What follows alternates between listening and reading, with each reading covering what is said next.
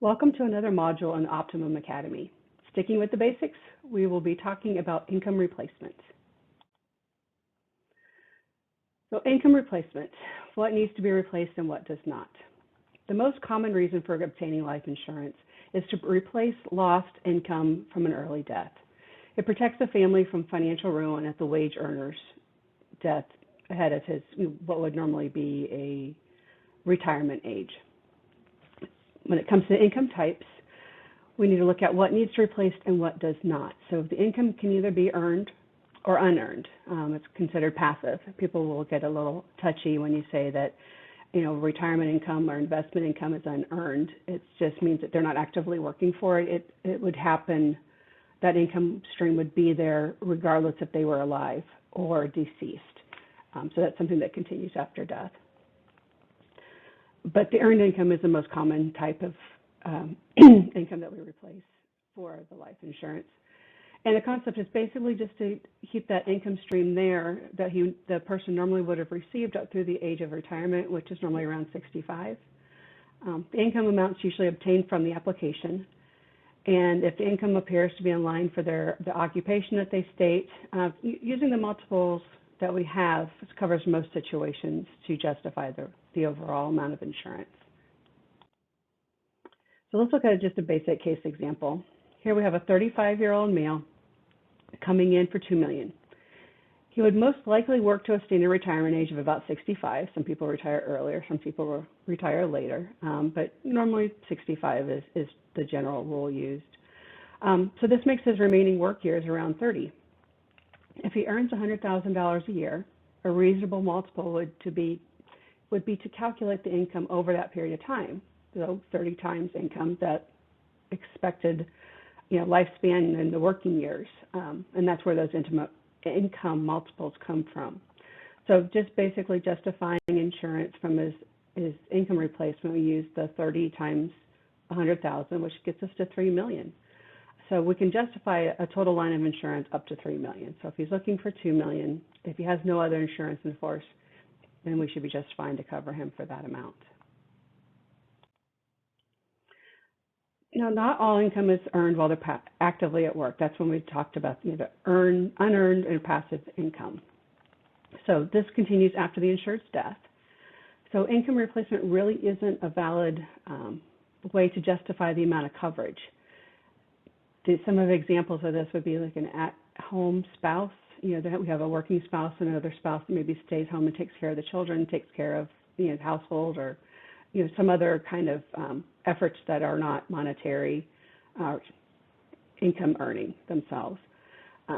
There's also those that are retired, those on disability, those receiving a rental or dividend income from their investments, or even those that are on public assistance.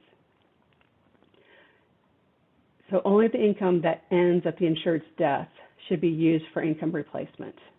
If you have the rental or dividend incomes, there's normally a passage of that asset to another person at death, so that person would receive that asset and actually the income stream. So that doesn't need to be replaced, is the purpose for that. Let's talk about an example on a retired person. Now, while the income is passive and continues after death, it's not to say that we can't justify any coverage. That's not it at all. But income replacement isn't the way to calculate it. In this particular situation, it may be estate conservation is what we want to look at, but we'll go over that in another module. So in this situation, this gentleman's retired. All of the income is passive, comes from rental properties, investment dividends, and retirement income. So when you're looking at the justification for coverage, the key question is, does the income continue after his death? If it does, then income replacement is probably not the most appropriate calculation for coverage. That would be considered passive income, and those assets would transfer to another person at death along with the income stream. So our opportunity for coverage here is to protect his current wealth, basing the coverage on the amount of assets that he actually owns and creates that passive income. So estate conservation is a more appropriate method for justifying coverage. And again, we will be covering that in a different module, but I wanted to make you aware of that. So, and another example, we have somebody on public assistance. It's a 45-year-old female. So again, the key question, does income continue after her death? So on public assistance and with disability as well, payments usually stop at the time of death. So while it's a key question, it's not the only variable. Other considerations are their current living standard and any benefits that would be payable to beneficiaries upon their death. You know, sometimes there's a survivorship benefit that is paid. So to qualify for assistance, it's unlikely that they're able to meet their current living requirements on a financial note. And the insurance proceeds are not intended to create wealth or a windfall. It's just really to make you whole with where you are now. So at death, any beneficiary eligible would qualify for benefits, and that in and of itself would continue to the income stream.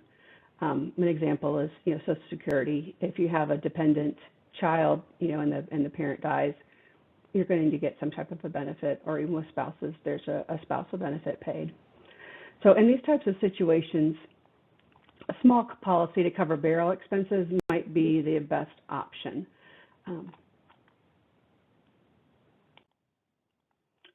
And another example is somebody on disability.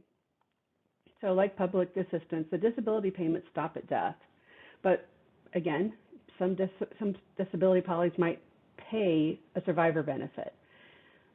So when we're looking at these instances, we need to consider the current living standards and the value of the benefits that would be paid at death to the dependents, if any. If the income meets all their living expenses and is close to the income amount that would be earned if they were able to work, there may be an opportunity for coverage to benefit, minor children. But the most likely opportunity is probably to use estate conservation based on whatever their asset values may be. If the above provides no opportunity to justify coverage, again, maybe a small policy to cover burial expenses might be the best option here. Next, we're going to talk about non-working spouses. With married couples, you can normally allow the same face amount on a non-working partner as you can on the working partner. The assets are considered to be owned by both partners. And in the case of minor children, parenting responsibilities are also shared. And with those responsibilities come a lot of expenses, as I think we all know, those of us have kids. So you may see that coverage needs are justified by the monetary value of child care that would be needed if the caregiver passed away when the children are young. So the amount of coverage on a non-working spouse should not exceed the amount on the one actively working. And there are a couple ways just to figure out a way to provide some type of insurance for that non-working spouse. So as an example, let's look at a homemaker. She's a 32-year-old female. The working spouse makes $100,000 a year as an accountant and has $750,000 in life insurance in force. Now, with that information, we can justify coverage for her up to the amount that he has in force of that $750,000, just to make it equal. Or, alternatively, the agent may explain that coverage is justified based on having 3 children under the age of 5. So using the average cost of a nanny at $36,500 a year as her estimated amount of income, or what the expense would be for that working spouse if she should pass and he needed to pay for child care, to take care of those minors up until the time that they're of college age. So if she was paid for child care duties, and we would assume 20 years because she's got 3 kids under the age of 5, and kind of implying that you're probably a good 18 years from that, but using 20 years, you'd be fine. And you could justify up to $750,000 just using that method. So you might see justification from one of these 2 ways from the agents. Either one of those is fine. But you do want to make sure that the working spouse has coverage in force, and unless maybe they're uninsurable, that might be one exception to that. But asking the question and verifying the entire picture makes a lot of sense. So some final thoughts just to wrap up income replacement. Knowing what the insurance is going to protect helps us know how to calculate the amount that we can justify. Remember the golden rule in underwriting: does it make sense? Thanks for joining me. If you have other topics you'd like us to cover, please just let us know. Thanks.